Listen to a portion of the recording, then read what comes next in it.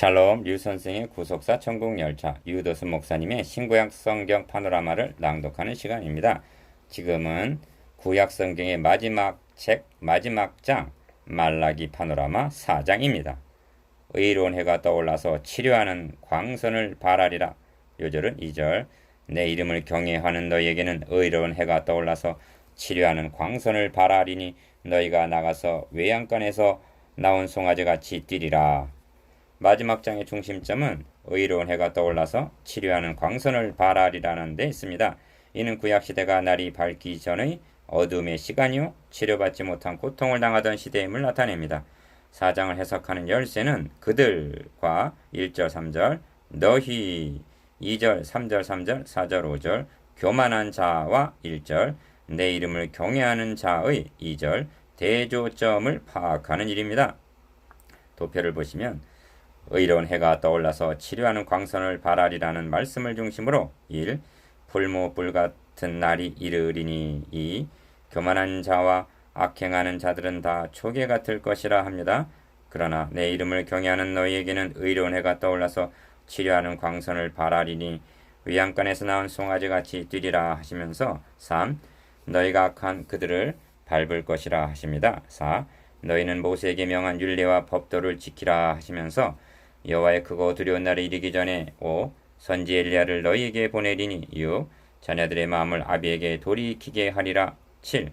돌이키지 아니하면 내가 와서 저주로 그 땅을 칠까 하노라 하는데 이 경고는 신약 성경에 이르러 때가 찼고 하나님의 나라가 가까웠으니 회개하고 복음을 믿으라 하신 마가복음 1장 15절 주님의 구원 초청과 연결이 되는 말씀인 것입니다. 첫째 단은 1절에서 3절 의로운 해가 떠오르리라. 둘째 단은 4절에서 6절 모세와 엘리야를 들어 말씀하심. 주제 의로운 해가 떠올라서 치료하는 광선을 발하리라. 기억 사도 바울은 복음에 대해서 설명하기를 어두운 데서 빛이 비추리라 하시던 그 하나님께서 예수 그리스도의 얼굴에 있는 하나님의 영광을 아는 빛을 우리 마음에 비치셨느니라 하고 말씀합니다. 고린도후서 4장 6절 그러면 하나님께서 어두운 데서 빛이 비추라 하신 때가 언제인가? 니은 땅이 혼돈하고 공허하며 흑암이 깊음 위에 있고 하나님의 신은 수면에 운행하시니라. 하나님이 가라사대 빛이 있으라 하심에 빛이 있었고 한 창세기 1장 2절에서 3절까지입니다. 바울은 성령의 영감에 의하여 여기서 복음의 빛을 보았던 것입니다. 그렇습니다. 복음의 빛의 비침을 받기 이전의 심령 상태란 혼돈하고 공허하며 흑암이 깊음에 있는 상태였던 것입니다.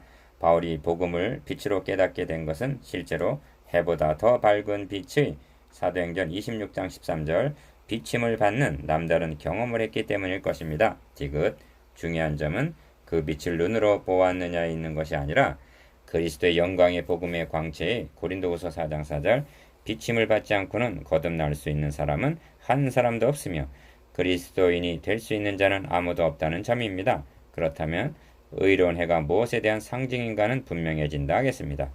이를 누가복음에서는 이로써 돋는 해가 위로부터 우리에게 임하여 어둠과 죽음의 그늘에 앉은 자에게 비추고 우리 발을 평강의 길로 인도하시리로다 하고 증거합니다. 누가복음 1장 78절 리을 그런데 구약시대는 어떤 상태에 있었는가? 하나님의 임재를 상징하는 지성소가 휘장으로 굳게 닫혀져 있었다는 것은 오직 너희 죄악이 너희와 하나님 사이를 내었고 너희 죄가 그 얼굴을 가리워서 너희를 듣지 않으시게 함이니 이사야 59장 2절 즉 해가 구름에 가려 있듯이 복음이 가려져 있던 시대라는 것입니다. 그러므로 의로운 해가 떠오른다 한 것은 없던 해가 생긴다는 그런 뜻이 아닙니다. 구약시대에도 의로운 해는 있었습니다. 다만 의문에 가려져 있었을 뿐입니다. 그런데 이 휘장이 그리스도의 구속으로 말미암아 열려져서 복음의 빛이 우리 마음에 비춰지게 되었다는 것입니다. 이를 본문에서는 내 이름을 경외하는 너에게는 의로운 해가 떠올라서 치료하는 광선을 발하리니 너희가 나가서 외양간에서 나온 송아지같이 뛰리라 하는 것입니다. 2절 미음 의로운 해가 떠오른다는 주제를 구속사의 맥락으로 추적해보면 더 기이함을 깨닫게 됩니다. 12지파를 내 진기로 편성하여 성막을 중심으로 동서남북으로 진을 치라 명하시면서 동방해 돋는 편에 진칠자는 그 군대대로 유다의 진계에 속한 자라 하십니다. 민수기 2장 3절. 주목할 점은 동방해 돋는 편이라는 설명을 부각한 의도입니다. 동방을 해 돋는 편이라 했으면 서방을 해지는 편이라 해야 균형이 맞는 말인데 다른 징계에는 일체 설명이 없이 그냥 서편에는 남편에는 북편에는 할 뿐입니다. 비읍. 이는 무심한 것이 아니라 유다 지파에서 의로운 해가 떠오르게 될 것을 깨닫기를 원하시기 때문일 것입니다. 이 점이 가나안을 향하여 행진하는 수두로 유다 자손 징계에 속한 자들이 그 군대대로 진행하였으니 한 데서도 드러납니다. 민수기 10장 14절. 그러니까 출애굽 당시도 그리스도께서 선두에서 양 무리를 인도하셨다는 증거가 성립이 된다는 말씀입니다. 시오. 또한 치료하는 광선을 발하리라 했는데 허물과 죄로 죽은 심령을 치료해 줄 수 있는 광선이란 복음의 빛 외에는 달리는 없는 것입니다. 에스겔 47장에도 치료하는 환상이 있는데 성전 문지방 밑으로 흘러나온 물이 창일하게 되어 이 강물이 이르는 곳마다 생물이 살고 바닷물이 소성함을 얻고 즉 사해가 살아나 물고기들이 힘이 많을 것이라 합니다. 그렇다면 너에게 떠오르리라 하고 약속한 의로운 해는 그리스도 외에는 달리는 상정할 수가 없는 것입니다. 첫째 단원 1절에서 3절. 의로운 해가 떠오르리라. 첫째 단원의 중심점은 의로운 해가 떠오르리라는 말씀에 있습니다. 1. 그런데 만군의 여호와가 이르노라. 보라, 극렬한 불모 불 같은 날이 이르리니 하고 1절 상반절. 의로운 해보다 먼저 극렬한 풀무불 같은 날이 임하게 될 것을 말씀합니다. 기어 이렇게 하시는 의도가 무엇인가? 첫째는 극렬한 풀무불에 초계같이 될 자들과 1절 외양간에서 나온 송아지같이 뛸 자들을 대조해서 보여주기 위해서입니다. 다시 상기시킵니다만 저들은 공의 하나님이 어디 계시냐 하고 2장 17절 하반절 항변을 하고 하나님을 섬기는 것이 헛되다 악을 행하는 자가 창성한다 하고 3장 14절 15절 대적하던 자들입니다. 그들에게 의인과 악인 하나님을 섬기는 자와 섬기지 아니하는 자의 종말을 분별하리라 하고 3장 18절 말씀한 것을 더 구체적으로 보여주기 위해서입니다. 둘째는 왜 의로운 해가 떠올라야만 하는가? 다시 말하면 복음이 왜 필요한가를 깨닫게 하기 위해서입니다. 극렬한 불모 불같은 날, 즉 여호와의 크고 두려운 날 5절 곧 진노의 날이 이르게 되기 때문입니다. 3장 2절에서 누가 능히 당하며 누가 능히 서리요 했는데 그날에 누가 능히 설 수가 있단 말인가? 기어 선지자들은 여호와의 날이 이르게 될 것을 경고하고 있는데 여기에는 선지자 당대와 주님의 초림과 재림의 삼중의 장면이 겹쳐져 있습니다. 이렇게 복합적인 의미가 있는 것은 예루살렘의 심판이 최후 심판의 예표요 주님의 초림으로 이미 말세가 시작이 되어서 재림에서 완성이 되기 때문입니다. 그러니까 우리는 말세를 살아가고 있는 것입니다.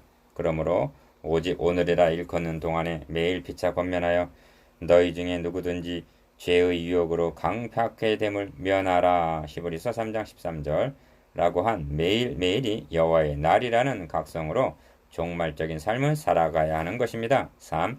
내 이름을 경외하는 너희에게는 의로운 해가 떠올라서 치료하는 광선을 발하리니 합니다. 2절 상반절. 기억 앞에서 말씀드린 대로 의로운 해는 이미 떠올라서 치료하는 광선을 발하는 복음 시대가 개막이 된 것입니다. 그러면 기독교 2000년사에 복음이 줄곧 빛을 발하고 있었는가?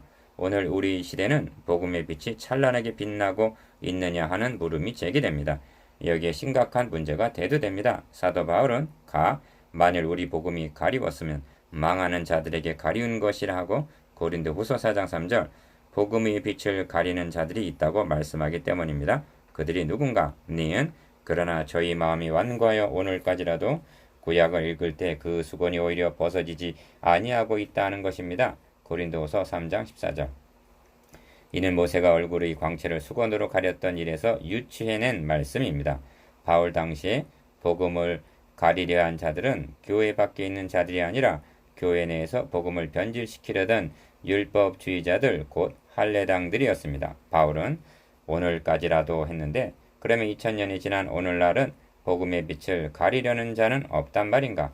더욱 기승을 부리고 있습니다. 디귿, 우리는 한 걸음 더 나아가야만 합니다. 왜냐하면 이 세상 신이 믿지 아니하는 자들의 마음을 혼미케 하여 그리스도의 영광의 복음의 광채가 비치지 못하게 함이니 하고 말씀하기 때문입니다. 고린도후서 4장 4절, 복음의 빛을 비춰서 죽었던 심령을 거듭나게 하는 것은 아무 설교나 듣는다고 되는 것이 아닙니다. 그 안에서 너희도 진리의 말씀 곧 너희 구원의 복음을 듣고 그 안에서 믿어 약속의 성령으로 인치심을 받았으니 한 에베소서 1장 13절, 진리의 말씀 곧 구원의 복음만이 거듭남을 줄 수가 있는 것입니다. 리을, 그렇다고 설교자가 거듭남을 줄 수 있는 것도 아닙니다. 거듭남은 설교자가 복음 진리를 증거할 때 성령께서 듣는 자에게 믿음을 주시고 거듭남을 주시는 것입니다. 그런데 복음을 전하기만 하면 모두가 거듭나는 것도 아님을 명심해야만 합니다. 왜냐하면 이 세상 신이 혼미케 하는 영으로 그리스도의 영광의 복음의 광채가 비치지 못하게 방해 역사를 하기 때문입니다. 고린도후서 4장 4절, 미음, 그러므로 복음 증거는 선한 싸움입니다. 사탄이 점령하고 있던 견고한 진은 고린도후서 10장 4절 한두 번에 무너지는 것이 아닙니다. 이 점을 출애굽 당시 바로나 여리고성을 통해서 보는 바입니다. 복음 전도자는 이 점을 명심하고 너희가 나가서 외양간에서 나온 송아지같이 뛰리라 2절 하반절 라고 할 때까지 복음으로 집중 공략을 해야만 하는 것입니다. 여러분의 외양간에서 나온 송아지가 뛰는 것을 보신 적이 있으십니까? 갇혔다가 넓은 곳으로 나오니 뛰는 것입니다. 사탄에게 매여 있는 심령이 해방되어 자유함을 얻게 되면 외양간에서 나온 송아지같이 기뻐 뛰며 찬양하게 되는 것입니다. 성전 미문에서 구걸하던 나면서 앉은병이 된 자가 걷기도 하고 뛰기도 하며 하나님을 찬미한 것과 같이 사도행전 3장 8절 말입니다. 복음을 듣고 이처럼 기뻐하며 감사와 감격의 눈물을 흘리는 것을 본 기억이 언제입니까? 이런 맥락에서 본다면 교회 내에는 아직도 거듭나지 못한 심령이 많이 있을 것이라는 경각심을 갖게 되는 것입니다. 4. 또 너희가 악인을 밟을 것이니 그들이 너희 정한 날에 너희 발바닥 밑에 재와 같으리라 만군의 여호와의 말이니라 하십니다. 3절 기억, 이 말씀은 원복음에 의하여 창세기 3장 15절 해석이 되어야 합니다. 원복음은 세 마디로 되어 있는데 가, 여자의 후손과 뱀의 후손으로 갈라지게 될 것이다. 나, 두 사이에는 원수 즉 싸움이 있게 될 것이다. 다, 그 싸움은 여자의 후손이 뱀의 머리를 상하게 함으로 승리하게 될 것이다. 니은 너희가 악인을 밟을 것이라 발바닥 밑에 재와 같으리라 하심은 원복음이 성취될 것이라는 표현입니다. 시편에서는 주께서 내 죄에게 말씀하시기를 내가 너의 원수로 너의 발등상 되게 하기까지 너는 내 우편에 앉으라 하셨도다 합니다. 시편 110편 1절 사도 바울은 이 말씀을 받아서 평강의 하나님께서 속히 사단을 너희 발 아래서 상하게 하시리라 하는데 로마서 16장 20절 이 말씀이 여호와의 크고 두려운 날이 임하게 될 때 성취가 될 것이라는 말씀입니다. 둘째 단은 4절에서 6절 모세와 엘리야를 들어 말씀하심. 둘째 단원의 중심점은 모세와 엘리야를 들어 말씀하시는 마지막 권면에 있습니다. 그러면 마지막 권면을 모세와 엘리야를 들어 말씀하시는 의도가 무엇인가? 모세는 율법의 대명사요, 엘리야는 선지자를 대표합니다. 그러므로 부활하신 주님은 의심하는 제자들에게 모세의 율법과 선지자의 글과 시편의 날을 가리켜 기록된 모든 것이 이루어져야 하리라 한 말이 이것이라 하고 누가복음 24장 44절 주님이 당하신 고난이 율법과 선지자 즉 구약성경 전체의 성취임을 말씀하셨습니다. 말라기서의 마지막 권면은 이를 반영하고 있는 것입니다. 5. 너희는 내가 호렙에서 온 이스라엘을 위하여 내 종 모세에게 명한 법 곧 율례와 법도를 기억하라 하십니다. 4절 기억하라 즉 잊지 말라 명심하고 준행하라는 권면입니다. 그러면 모세에게 명한 율례와 법도가 무엇인가? 이를 윤리적으로만 여긴다면 이제까지 말라기서를 상고한 것이 헛수고가 되고 맙니다. 내 이름을 멸시하는 제사장들아 하고 시작하여 1장 6절 너희가 눈먼 것, 저는 것, 병든 것으로 드리는 것이 어찌 악하지 아니하냐 하고 1장 8절 책망하신 것이 윤리란 말인가? 이는 이웃과의 관계성인 윤리가 아니라 하나님과의 관계를 설명시켜주는 유일한 통로인 메시아 언약을 망각했다는 신학적인 문제인 것입니다. 니은 지금 구속사의 좌표는 말라기 선지자를 끝으로 구약시대의 막을 내리고 신약시대로 넘어가는 다리를 놓으려는 시점에 와 있는 것입니다. 이를 달리 표현하면 모세와 엘리야, 즉 율법과 선지자라는 몽학 선생을 통해서 갈라디아서 3장 24절 예수 그리스도께 인도하려는 시점인 것입니다. 디귿 그러므로 망각해서는 아니 될 점은 하나님은 호렙 시내산에서 모세에게 십계명의 돌림만을 주신 것이 아니라 성막의 식양도 주셨음을 잊지 말아야만 합니다. 십계명의 돌비가 죄를 적발하여 정죄를 한다면 성막의 번제단 물두명은 이 정죄를 대속하고 깨끗게 해주는 역할을 했습니다. 이는 율법으로 죄를 깨닫고는 그리스도를 통하여 구속함을 얻을 것에 대한 예표로 주신 것입니다. 모세의 율례와 법도를 기억하라 하는 말씀 속에는 이런 뜻이 모두 함유되어 있는 것입니다. 이윽 모세를 말씀하신 다음에 보라 여호와의 크고 두려운 날이 이르기 전에 내가 선지 엘리야를 너희에게 보내리니 하고 5절 엘리야를 말씀하십니다. 기억 주님은 세례 요한을 가리켜 만일 너희가 즐겨 받을진대 오리라 한 엘리야가 곧 이 사람이니라 하셨습니다. 마태복음 11장 14절 앞에서 말씀드린 대로 모세와 엘리야는 율법과 선지자를 대표하는 자들로 구약성경 전체에 대한 예표로 등장합니다. 그리고 구약성경 전체의 주제는 주님께서 이 성경이 곧 내게 대하여 증거하는 것이로다 하심같이 요한복음 5장 39절 그리스도를 증거하기 위해서 기록이 된 것입니다. 그러므로 구약성경의 마지막 책을 모세와 엘리야로 맞추고 있다는 것은 시사하는 바가 크다 하겠습니다. 니은 왜냐하면 복음서는 변화산상에 문득 두 사람이 예수와 함께 말하니 이는 모세와 엘리야라 영광 중에 나타나서 장차 예수께서 예루살렘에서 별세하실 것을 말씀했다고 누가복음 9장 30절에서 31절 증거함으로 말라기서와 복음서를 연결시켜주고 있기 때문입니다. 어찌하여 모세와 엘리야가 나타나서 별세하실 것, 즉 주님께서 고난당하실 것을 말씀했다 하는가? 구속사역이 구약성경의 중심적인 주제이기 때문입니다. 구약시대 내내 죽임을 당한 헤아릴 수 없는 제물들이 무엇에 대한 그림자인가를 생각해 보십시오. 하나님께서 자기 아들의 죽음을 통해서 이루신 복음은 이제는 율법 외에 하나님의 한 의가 나타났으니 율법과 선지자들에게 증거를 받은 것임을 명심해야만 합니다. 로마서 3장 21절 디귿 엘리야가 와서 그가 아비의 마음을 자녀에게로 돌이키게 하고 자녀들의 마음을 그들의 아비에게로 돌이키게 하리라 합니다. 6절 상반절 돌이키게라는 말이 마지막 절에 3번 강조되어 있습니다.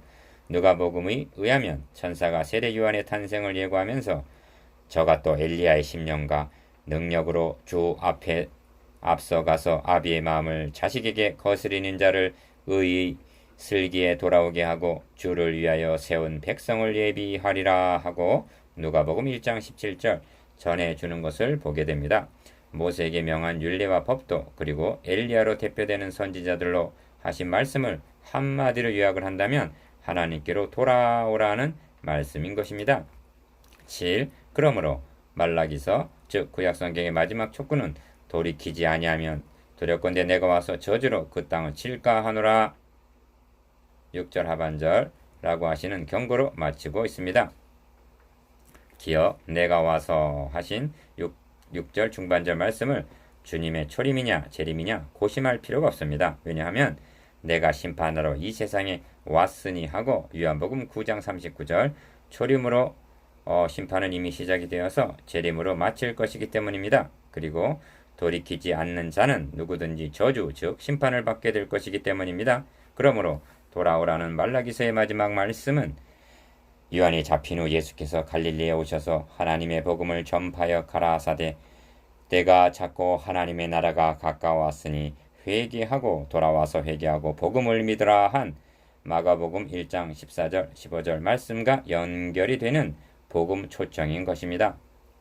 니은 그러므로 결론은 하나님께 돌아올 수 있도록 문이 되시고 길이 되시기 위해서 대속제물이 되어주신 그리스도의 영광의 복음을 배척한다면 내가 진실로 너희에게 이르노니 심판날에 소돔과 고모라 땅이 그 성보다 견디기 쉬우리라 한 마태복음 10장 15절 저주를 받을 수밖에 없다는 사실입니다. 디귿 그러면 어떻게 하는 것이 돌이키는 것인가? 구약의 성도들은 참 것이 오시기까지 유월절과 조속으로 상번제를 드리면서 메시아 언약을 보수하는 일이 돌아오는 것이요. 신약의 성도들은 이 떡을 먹으며 이 잔을 마실 때마다 주의 죽으심을 오실 때까지 전하는 것이라 한 고린도전서 11장 25절에서 26절 복음을 보수하며 증거하는 일입니다. 리을 이제 말라기서를 마치기 전에 다시 한번 상기해야 할 세 가지 점이 있습니다. 첫째는 말라기서와 복음서의 연결입니다. 하나님은 때 가운데 숫컷이 있건을 하십니다. 1장 14절 저들은 목축업을 하는 자들로 양떼와 소떼가 있었습니다. 그때 중에서 고르고 골라서 흠없는 것으로 드려야만 마땅했습니다. 왜냐하면 그 제물이 흠없는 그리스도에 대한 예표이기 때문입니다. 그런데 저들은 고르고 고르되 눈 멀고 다리 부러지고 병든 것을 골라서 코웃음 치면서 드렸습니다. 하나님은 어떻게 하셨는가? 때 가운데 양 한 마리가 아까우면 그만두어라 하시면서 하나님의 세상을 이처럼 사랑하사 독생자를 주셨으니 하고 요한복음 3장 16절 우리가 죄인 되었을 때 우리가 원수 되었을 때 자기 아들을 화목제물로 내어주셨다는 것이 구약성경의 마지막 책인 말라기서와 신약성경의 첫 책인 복음서의 연결점입니다. 길 예비자 세례 요한은 증거합니다. 보라 세상 죄를 지고 가는 하나님의 어린 양이로다. 요한복음 1장 29절 미음 둘째는 하나님께서 아브라함에게 메시아 언약을 세워주신 지 1600년이 지나고 모세에게 율례와 법도를 명하신 지 1000년이 지나고 포로에서 귀환한 지 100년이 지난 말라기 시대의 실상이 어떠한가 하는 점입니다. 왜냐하면 이를 통해서 주님께서 새 언약을 세워주신 지 2000년이 지나고 종교개혁을 한 지도 500년이 지나고 한국의 복음이 전해진 지 100여 년이 지난 한국교회의 실상이 어떠한가를 돌이켜보기 위해서입니다. 한마디로 오늘의 시대는 말라기 시대와 같지 않다고 말할 수가 있단 말인가? 비읍 셋째는 6번이나 반복되고 있는 항변입니다. 어떻게 사랑하셨나이까? 1장 2절 어떻게 멸시하였나이까? 1장 6절 어떻게 괴로우게 하셨나이까? 2장 17절 어떻게 돌아가리이까? 3장 7절 어떻게 도적질하였나이까? 3장 8절 무슨 말로 대적하였나이까? 하고 3장 13절 말끝마다 대듭니다. 이는 자신들의 잘못을 모른다는 증거입니다. 지적해 두어도 받아들이지 않을 만큼 강팍해졌음을 의미합니다. 그러면 오늘의 우리는 어떠한가 하는 점입니다. 시옷 그러므로 도달하게 되는 결론은 하나님은 말라기서를 통해서 오늘도 돌이키지 아니하면 두렵건대 내가 와서 저주로 그 땅을 칠까 하노라 하고 6절 하반절 경고하고 계시다는 것입니다. 그리고 내 이름을 멸시하는 제사장들아 하고 경고의 주 대상이 목회자들이라는 점을 명심하십시다. 8. 묵상해 보겠습니다. 기억 의로운 해에 대한 구속사적 의미에 대해서 니은 악인을 밟을 것이라는 구속사적 의미에 대해서 디귿 마지막 권면과 경고가 무엇인가에 대해서 리을 말라기서를 통한 깨달음과 결단에 대해서